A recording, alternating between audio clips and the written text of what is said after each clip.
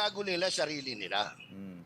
Kasi gusto nilang magpaniwala sa tao na kailangan nyo itong ayuda, pero sa totoo lang, ang kailangan nila yung boto nyo, kaya sila namimigay ng ayuda. Kasi sila mismo, sinasabi nila, walang problema sa employment. 91% of the Filipinos are employed, gainfully employed, which is hindi naman totoo, no? Nagpapaganda sila, pinapaganda nila yung image nila. Akalain mong sabihin ng presidente na we have the strongest economy in Asia and in the world. Talo pa natin yung mga malalaking bansa. Anak ng tipaklong, oh. Malapit na nga tayong talunin ng Cambodia, eh. Di ba? Pero hindi sa kanila ang pagiging mambabatas.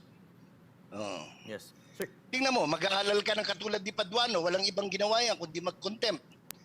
Oh, di ba? Tingnan mo yung mga pinapasang batas ng mababang kapulungan, especially this 19th Congress. Puro may butas. Bakit? Because we have congressman there na mga wala eh. Kahit na nga senador, tingnan mo. Walang iba kundi kung ano ang tagubilin at sila ay hindi nagmaliw sa tanging panaghoy at pakiusap ng dating Pangulong Rodrigo Roa Duterte. At yan ay iboto yung kanyang 10 hinirang napili at sa tingin niya ay makakatulong na maigi para sa pagbangon ng Pilipinas mula sa pagkagulapay. ayan, Sir Jay, marami pong nagtatanong, kasi po na medyo nalilito po sila.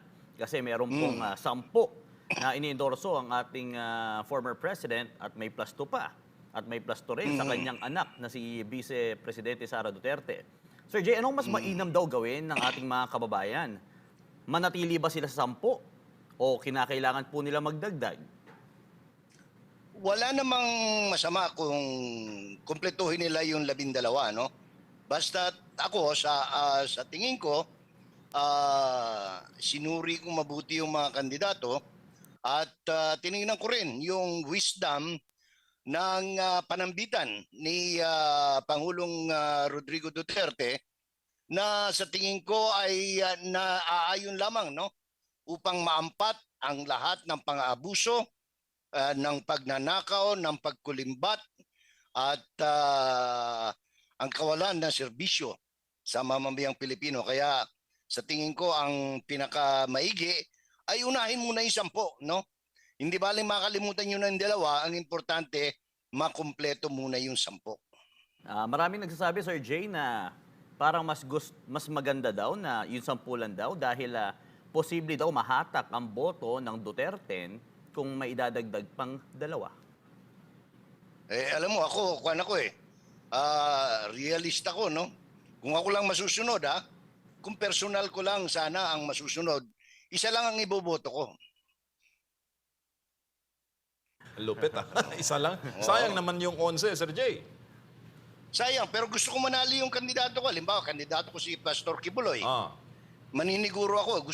Sa akin lang ito, Pero dahil nga tinitingnan ko yung pangkalahatang ramification, sabi nga sa English, no, the political ramification, I deem it proper to vote for 10 plus 2. Kung ako lang, kasi tinitingnan ko siya from a strategic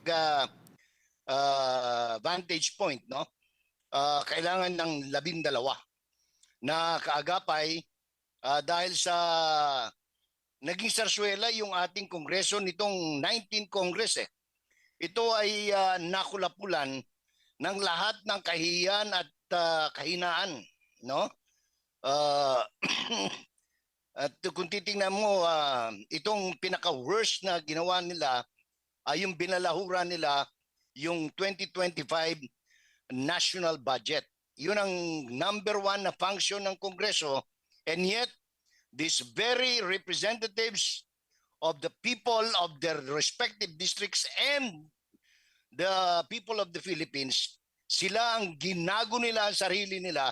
Kung akala nila na palusutan nila ang tao, ako, sinasabi ko sa kanila, niloko nyo ang sarili nyo dahil pinakita ninyo kung gaano kayo kawalang kwenta. Intindihan, Sir Jay.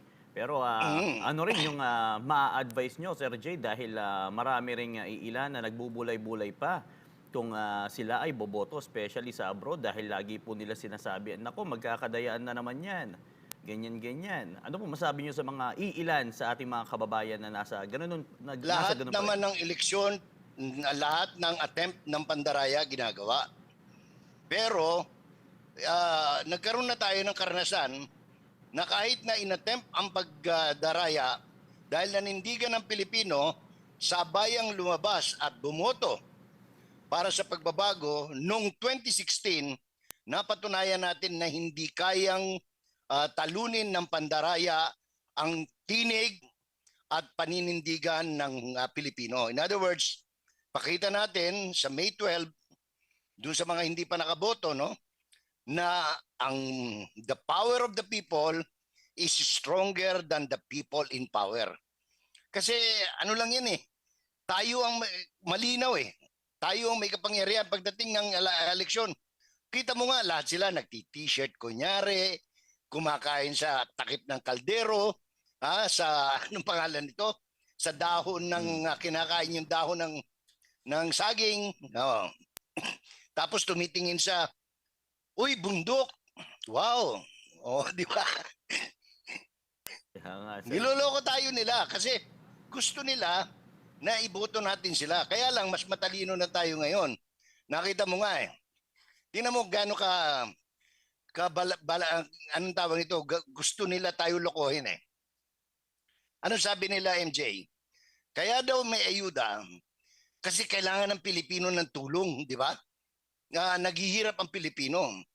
Pero pag tiningnan mo, yung employment rate na mismong gobyerno na naglabas, sabi niya 91% ng Pilipino may trabaho, may kitang maayos. O ba't ka namimigay ng ayuda? Gago ka pala eh. Oo.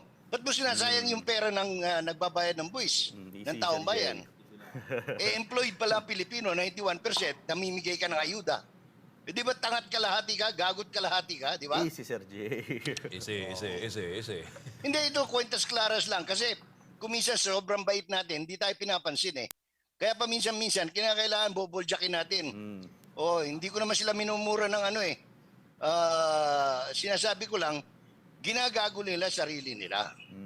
Kasi gusto nilang magpaniwala sa tao na kailangan nyo itong ayuda, pero sa totoo lang, ang kailangan nila yung boto nyo, kaya sila namimigay ng ayuda. Kasi sila mismo, sinasabi nila, walang problema sa employment.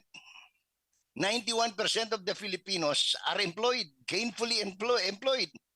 Which is hindi naman totoo, no? Nagpapaganda sila, pinapaganda nila yung image nila.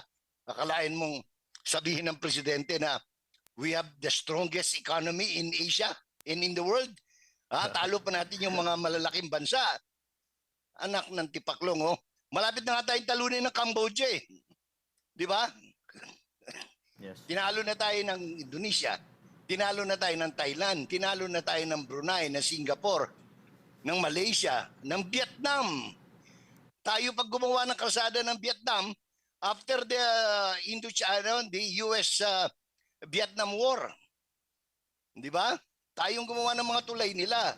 Yung PhilCAG, Philippine Civic Action Team, Group. Ngayon, pumunta ka sa Vietnam, Franco. Alam ko na marami ka rin napupuntahan. Pero kung hindi ka pa nakapunta, pumasyal ka sa Vietnam. Ang mga industriya na dating nandirito sa Pilipinas, andun na lahat. Naglipatan na roon. Tapos sasabihin mo, lulok bubu ang tawag nito. Magpapapogi ka sa tao, sasabihin mo, ang galing ho natin, pinakamalakas ang ating ekonomiya. Ba't mo lulukoyin ang tao? Lulukoyin mo sarili mo. No, di ba? Yan. Para bumuto yung tao. Uy, by the way, no, naawa ko eh. Anong nangyari sa Alcancia team? Doon sa Alcancia, Alyansa? ano ba sila? Alyansa? Alyansa. Alkansya. Ba't naman naging alkansya, Sir Jay? Nag-iipon, partner. Parang Alyansa, paano ba? Alyansa, Ano dami na ba magkaroon na pangalan yan. ng Alyansa. pangalan ng kanilang team? Alyansa. Bagong Pilipinas. Alyansa, Alyansa. Kasi tinututukan ko, alam mo, battleground ng Cebu eh. Kasi almost 3 million yung botante riyan eh, di ba? Di ba, balik ng balik si Presidente Ron. At tama lang, no? Talagang ligawan niya yung lugar na yan, no? Ah, bigyan niya ng well-milled rice, no? Na kahit na yung ibinabayad dyan na subsidy galing din sa atin, tayo na hindi makakabili niyan. Pero sige lang. Pero taka ako, ang naiwan na kasama niya doon, yung karay-karay ni Jose Bisiral, ni Vice Ganda, yun lang ang kasama niya eh. Buting lang nakahabol si dating Mayor si Mayor Lani na asawa ni Budots, no? Ni Senator Budots. Oh, sila na lang. Sabi ko anong nangyari? Talagang naghiwa-hiwalay na sila ng landas. Ug sa Bisaya ba nakasabot na di ay sila tanan? Napildihunon sila unsa man eh. Oo, di ba dapat sa mga final stretch ng kampanya, Sir Jay, pasiklaban ng optics. At ipakita mo talaga na ang buong slate nyo ay nagkakaisa at hindi nagkakawatak-watak. Speaking of slate, sa darating po na bukas, Thursday, ay nandun po sa Liwasan Bonifacio ang Duterte Senate slate.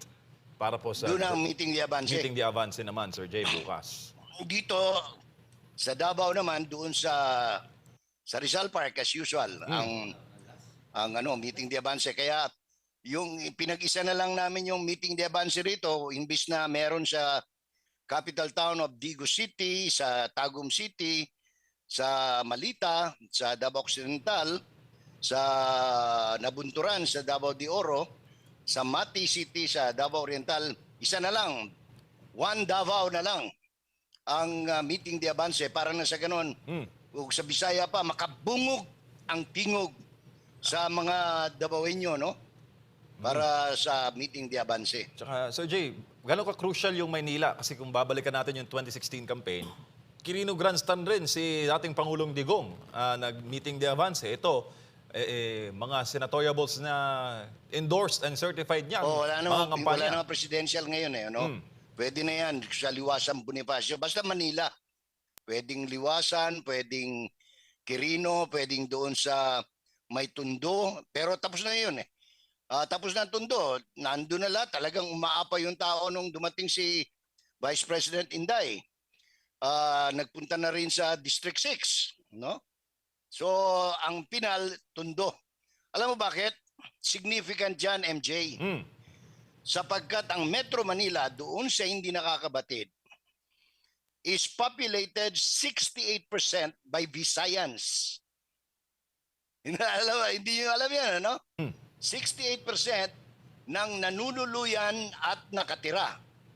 So, kung kasi yan, nanunuluyan, pwedeng nangungupahan ka. Nanunuluyan dahil diyan ka nagtatrabaho. No? Domicile, opisina, or kaya talagang nakatira ka dyan. So 68% Visayans. Kasama na dyan yung Boholano, 81% ng driver ng taxi, Bulanon. Tapos, andyan din yung mga, anong tawag nito, pinakamahusay na domestic help na lahi, mga Ilonggo. Nandyan din, nasa Metro Manila rin, nandyan din yung mga Aklanon, mga Antiqueño, mga Kapisnon, andyan yung mga Mindanaoans, yung mga Klagan, Bagubo, Tagakaulo, Subanon, andyan Bukidnon, Mandaya, Mansaka, Manubo, kompleto yan. Tagakaulo, Tausug, Maranao, Samal, no? Kompleto diyan sa. Kaya pag pumunta ka ng example, pag dumako ka sa Baseco compound, kinakailangan marunong kang o nakakaintindi ka para maka-converse ka ng gusto sa ating mga kapatid na Pilipino diyan. Kaya dapat batiin mo sila, Assalamualaikum warahmatullahi wabarakatuh tuwala. Mga pagari, mga bapa. Kasi marami diyan nakatira, Tausug, Maguindanao, Maranao. Yan. Pag dumako ka naman sa may anong pangalan nito, Makati area, Dapat biyasa kang Kapampangan, uling Diyos ko rin, din tao Pampanga, may ngaras lakin. Ne? Ang yamu naman king Manila, deng minunan tao ken, mamang kala mo rugo, hangga makabebe, masantol, hangga sexmon. Mga Kapampangan naman dyan. Oh. Kailangan, alam natin yung idiosyncrasies, yung political dynamics ng Metro Manila, especially in the city of Manila, because the city of Manila is the capital. Yan ang simbolo ng Kamaynilaan. Kaya pag nanalo ka sa Metro Manila, parang nakakasiguro ka na ikaw ay mananalo. Kung ikaw ay tumatakbo sa national posisyon, Franco. Yes, Sir Jay.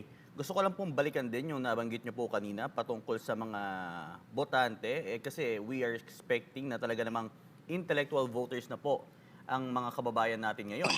Kung ating titignan po sa mga naglalabasang survey ng senatorial votes, ay makikita naman natin na karamihan doon yung mga sikat at karamihan nga nandun sa alyansa. Kung ating titignan naman kung paano sinusuri ng mga kababayan natin at kung gaano karami ang supporters ng ating former president, ay parang ano po nakikita nyo? Balanse po ba ang survey? Dahil pag tinitignan natin ang numero, ang rankings, ay marami po ang umaalma. Ano po I masasabi don't niyo? want to speak ill of the survey companies and the methodology by which they conduct their research and their studies, Franco. Pero ito yung ito yung nagdudumilat na katotohanan. May science yan, bakit hindi? Kaya lang, yan ay guide lang. Guide lang kasi ang sampling niyan cannot represent the 120 million Filipinos. No? In other words, ano ka lang, sa Ilocano pa, sumasample ka lang, no? Sample lang yan, no? Kasi kung pagbabasihan natin, yung 2016 national elections, si Rodrigo Duterte, mayor ng Davao noon, was not faring well in any of the surveys. Sa SWS, PSRC, Pulse Asia, Publicus Asia, Octa Research, Tangeray, name it. Wala siya. Kaya nobody was thinking na may chance si Mayor Duterte noon until the people spoke.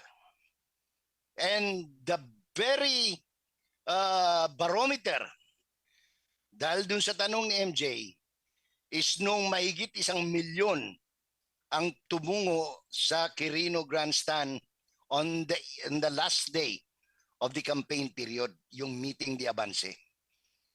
Doon, nagitla sila, hindi nila alam kung anong gagawin nila. Di ba?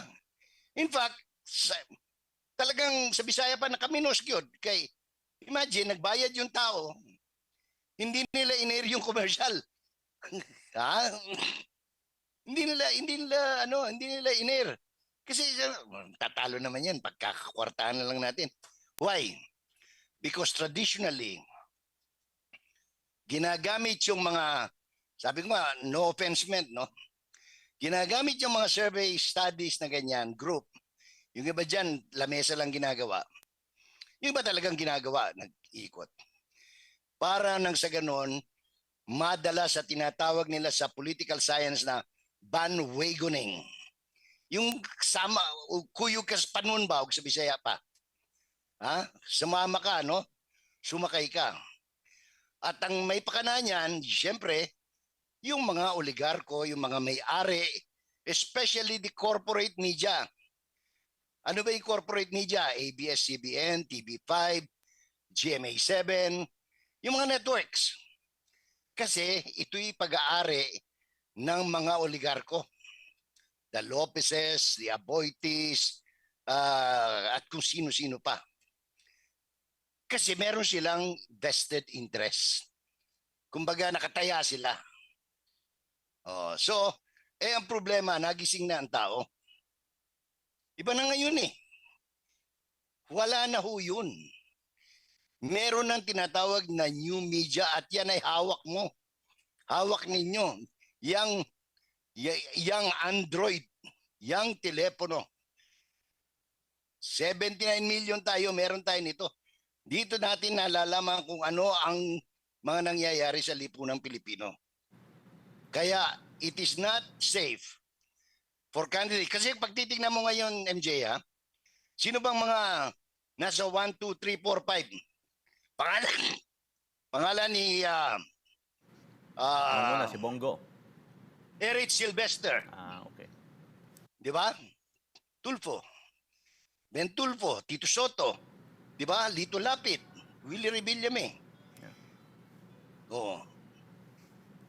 Kung sino ilagay nila, Bam Aquino. Pero tingnan mo, yung mga pa-survey ng mismong mga nasa social media, wala lumalabas sa pangalan nila. Di ba? Yeah. Oo. So, ang importante rito, ako nananalig na ang Pilipino ay mulat na ngayon. They may not be as politically matured as we want them to be, but at least the awareness, the social awareness to itong mga kandidato who means well for the country. Kasi tingnan mo kung titingnan mo, doon pa lang, hindi lang ako nakaka-attend ng mga meeting ng mga survey company pag nagpe-press briefing sila. Kasi titingnan ko tatanong ko dapat sa kanila, ano ang ibig kahulugan ng isang representative from a small party list? One single representative lang, like Sagip, is now leading nandiyan siya palagi sa top 10 ng mismong mga traditional survey group o survey studies. Anong ibig sabihin nun? Ibig sabihin, namumulat ang tao. Yes. Ang liit ni Marcoleta kung tutusin mo, di ba? O, Sagip party list, di hamak na masikat yung ako. Bicol, di ba? Kasi ang daming pera nun. Yung Tingog, bumabaha yung mga ayuda, di ba? Maliit yan, tsaka represent CIS party list. Pero ang tao, nagigising na. Yes, Sir Jay. Ano ba yung pinagkaiba? Yung pinagkaiba ng meron na tayong social media because before, kung babalikan natin yung kapanahunan niyo po, Sir Jay, alam niyo kung gaano ka-powerful ang mainstream media that they can really manipulate the society, whatever the media want to feed to them, ay yung susundin. Yung toothpick, binebentang barko. Kasi yun ang gospel truth, yung ang tao na pinagpapaniwala na pag sinabi ni Tarpulano sa istasyon ng radyo. Pag sinabi ni Leonoli Di Castro, halimbawa, sample lang ito na ako'y malinis, hindi ako corrupt. Maniniwala ng tao kasi yun ang nakagisna ng tao . Pero pag nanuri ang tao, nakita, uy, teka muna, mukhang na-involve ka sa San Jose Builders noon . Di ba? So, ang tao ngayon, mas marunong na siyang manuri. Yes. Anong pinakamagandang gawin, Sir Jay, na gawin ng ating mga kababayan para magpakita pa ng mas malinaw na picture kung gaano ka-powerful halimbawa ang binoboto nilang kandidato o yung para makita nila. For example, sa darating na election, ang gagawin daw nila, magsuot daw sila ng green para sa pagpapakita kung gaano karami. Di ba? Kumbaga, para iwas daya na rin bilang pagpapakita na dami nga ng mga boboto na... Makakatulong yon. Kasi, halimbawa, kung coding, let's say, ang grupo ng alyansa, magsuot sila ng, ano bang kulay nila? Pula? Pula. Hindi, pula pala yung Makabayan bulok, no? yung kalang kulay, di ba? Pula sila. Tapos pero hindi rin pula kasi may halo silang yellow. Anyway, kung yung napagkaisahan, halimbawa, yung kung green, kung violet, kung yellow, kung anong kulay. Kasi, makakatulong yon halimbawa, kunyari, 10 yung kandidato ng Duterte. Di ba? Yung mga watcher nila, yung mga supporters nila na anong tawag dito. Basta, by the way, no, wag lang yung may marka. Kasi bawal na yung pagsusuot ng ng may kandidato sa pagdating ng halalan di ba? Yun ang alam ko, pagkakalam ko sa batas, no? Basta importante, halimbawa, naka-purple tayo lahat. Pero walang nakalagay 53, walang nakalagay Kibuloy. At least alam nung Board of Election Inspector, manginto na siya ba, sa Bisaya pa. Magtitipto yan kasi alam niya binabantayan siya. Alam niya kung sinaksak niya yung wifi, no, yung Starlink. Hindi dapat. Not until after na-cast na lahat, nabilang na lahat yung boto. Yan. Magdadalawang isip yan na ilagay siya. Dahil pag nalagay siya, tapos dala-dala, makukunan ng camera, may kalalagyan siya. Di ba? Correct. So, malaking bagay yon. Bakit hindi? Kaya ang importante rito, hindi lamang yung boboto ka. Unang-una, nakapili ka. Sa tingin mo, ito yung tama. Ikampanya mo sa buong pamilya mo na kinakailangan kayong lahat sa bahay. Yun ang magiging tindig ninyo kasi ito yung mga matitino. Pangatlo, punta ka sa kapitbahay mo, try to convince him na, pare, baka hindi ka pa nakapili. Mare, ito, tingin ko, ito yung pag-asa natin. Dahil kung tumanggap ka ng ayuda, limbawa, 5,000, di ba? Pag dinivide mo yan, sa 3 taon, lalabas na binili ka lang ng kandidato ng 4 pesos a day. Alam ba yan ng marami? Ipagpapalit mo kinabukasan mo sa loob ng 3 taon sa congressman, mayor, governor, ang halaga mo 4 pesos lang. So pag nakumbinsi mo yon, dadami na kayo. Bukod doon, kinakailangan bantayan mo na yung iyong binoto ay siyang lalabas doon sa bilangan. Yun ang pinakakuan na importante dahil bumoto ka nga. Tapos naabutan ka ng salisigang o yung behind your back na ka na pala, na respisyo ka na. Alam mo yung respisyo, di ba? Yung sinasabi ni Atty. Respisyo. Nakakabit pala sa wifi yung machine. At bawat tandar ng makina, pumupunta yon, ang control nun pumupunta roon sa separate,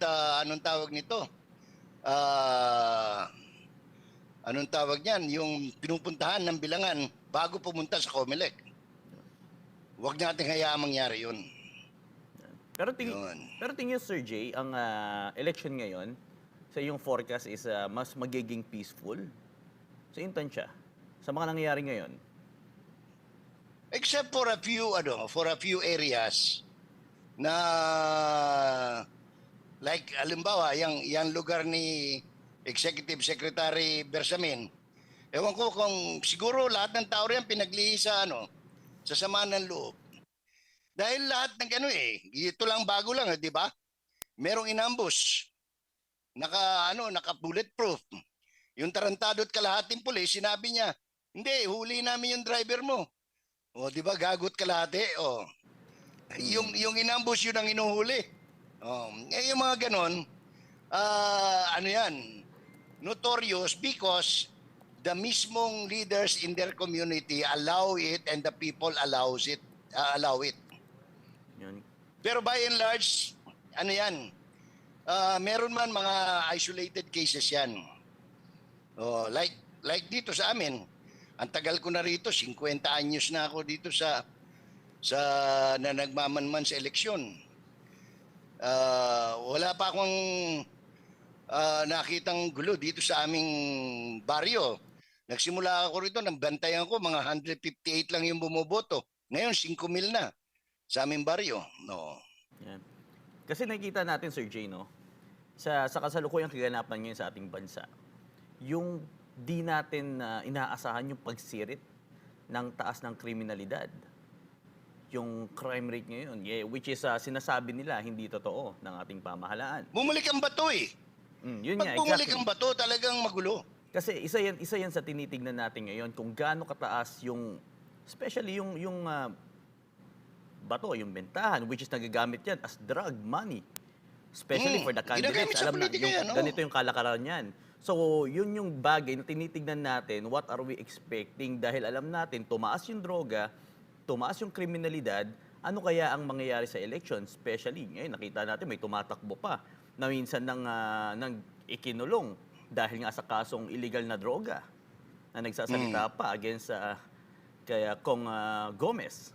Ano po masasabi niyo? Naghamon pa ng duelo. Kaya nga, draw daw, draw. Grabe. And yet the regional director of the PNP and the PNP chief is mum about it, di ba? Oo, yan nga, Sir Jay. Yan yung isa sa mga bagay na sana naman ay walang mangyaring masama o hindi malala ang mangyari. Dahil every time nagkakaroon ng eleksyon, tumataas talaga yung mga crime rate. Oo naman. Dahil nga, Oo naman. Kasi nga, anong tawag nito?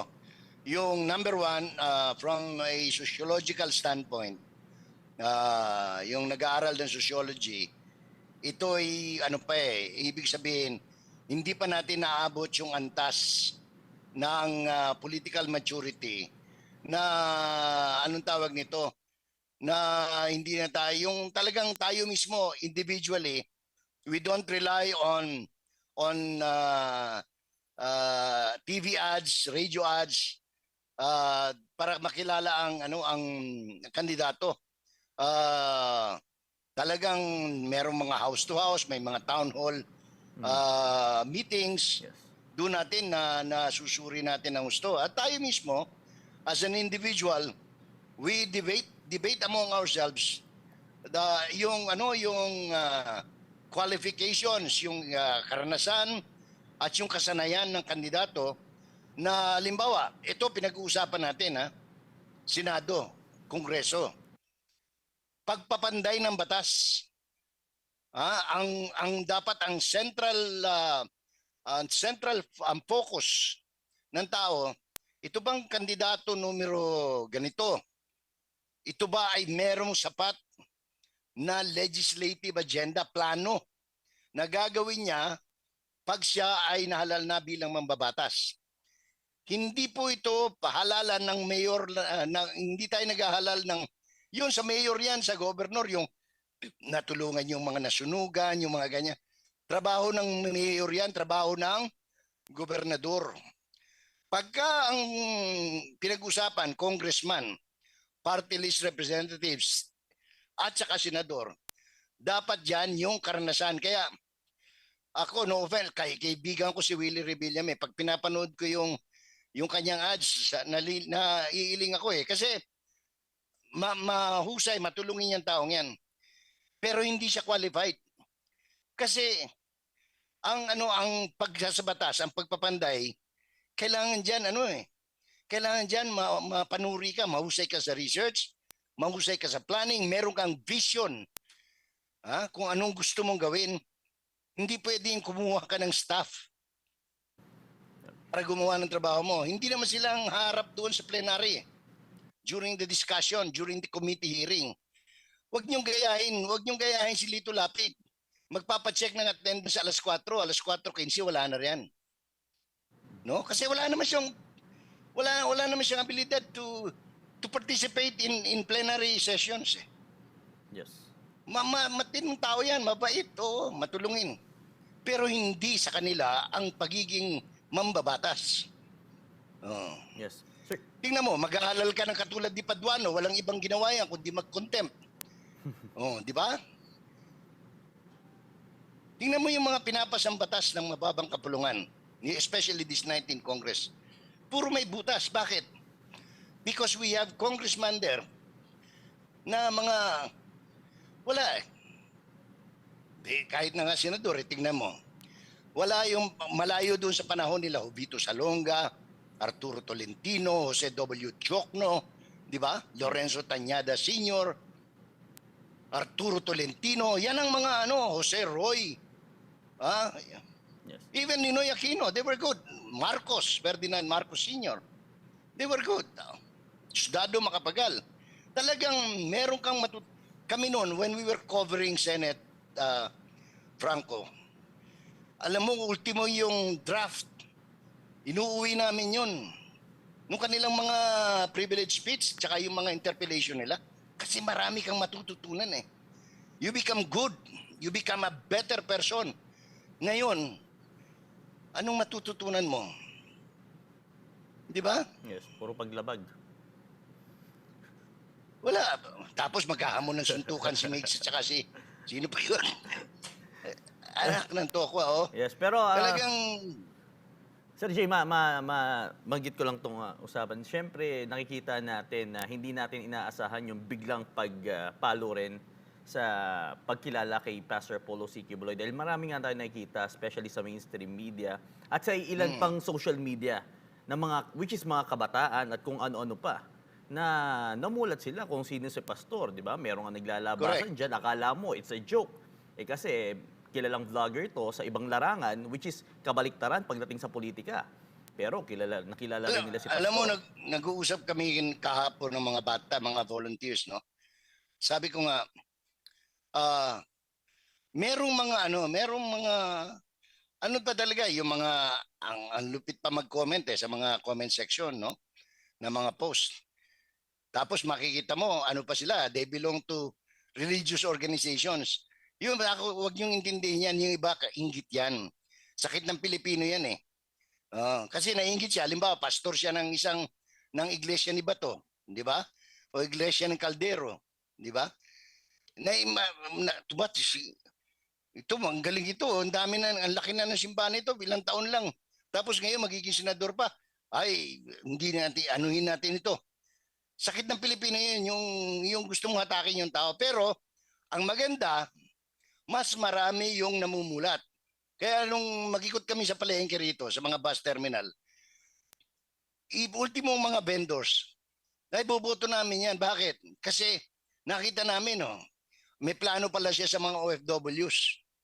Magpapanday pala siya ng batas para sa retirement at pension ng mga OFWs. Yung anak ko, sabi niya, nagtatrabaho sa Saudi. Di kahit na mawala yan ng trabaho, meron siyang magiging pensyon.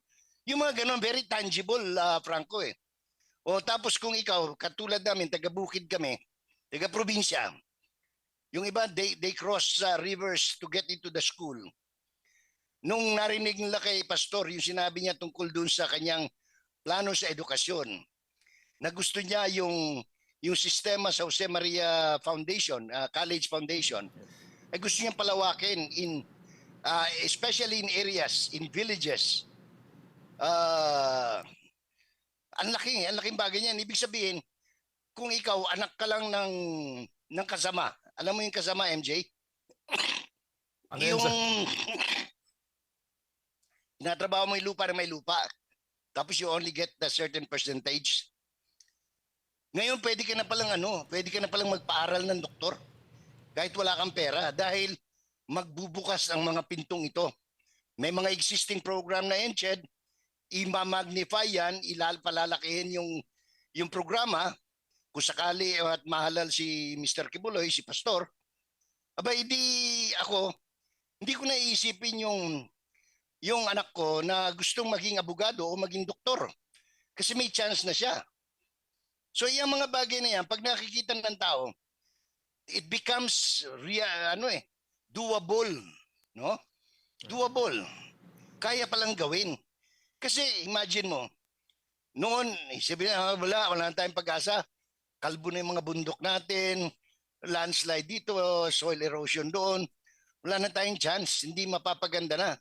Papunta na tayo sa kawalan. And then, you see the one nation, one tree, one nation, at saka yung paglilinis sa kapaligiran na pinasimulan ni Pastor Quiboloy, may isip mo, uy, pwede naman palang gawin.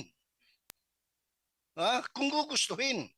Kasi nagawa may sample May resibo kumbaga, di ba? Oh, Correct. kapareho niyan. Sino mag-aakala? Kasi ako nakikita ko rito, ito na ang siguro ang hudyat, Franco, no? MJ at sa mga nanonood, ng malaking pagbabago. Dahil isang barometer na tingnan ninyo, wag lang Metro Manila, wag lang Maynila.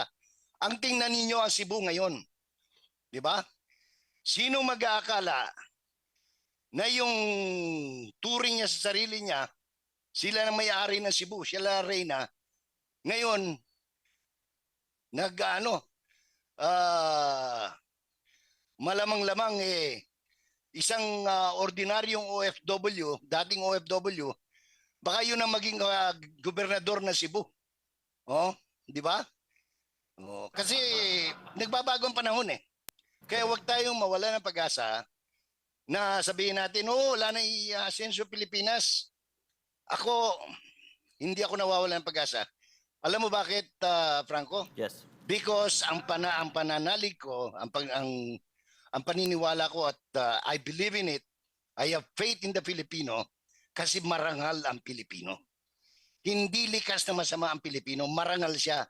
At yung dangal na yan, kapag binigyan mo ng tamang pagkakataon at tamang environment, tamang prinsipyo, tamang disiplina, mangyayari at mangyayari yan. Di ba? Correct. Example, from 15 katao sa Arc Castillo, Davao City, to ngayon ay 7 million worldwide. Ano pang hanapin mo? I have yet to see another example o resibo. Sabi ko nga, tingnan mo, dati-dati, kailangan mo ng kadami-daming mag-organize para makalipol ka ng kadami-daming tao para pakinggan ang mga mabubuting plano. Cebu, less than 10 people organize di Mandawi rally. Walang pera. Nagtawagan lang. Pinakamalaking motorcade. Nung pagkagaling ko sa Talisay City, kinabukasan,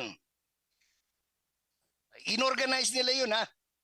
On the afternoon before the motorcade, sila Attorney Irene, I forgot, Cortez ba ang pilido? Hindi ko na matandaan. Mamaya tanong natin sa ating mga kaibigan sa Cebu. Kinabukasan, mahigit 10,000 sasakyan ang sumama sa motorcade. Yan ang bagong Pilipino. Correct. So, I am hopeful. I am hopeful na itong bagong pangyayaring ito, dati-dati hindi mo masabi na, ay, unsa mo na si Marcos, oy, gadugo mang ngabil. Ngayon, nakakapagsalita ang tao. Nasasabihin lang bangag pag gusto nila sabihin bangag. Correct. Dahil mulat na ang Pilipino eh.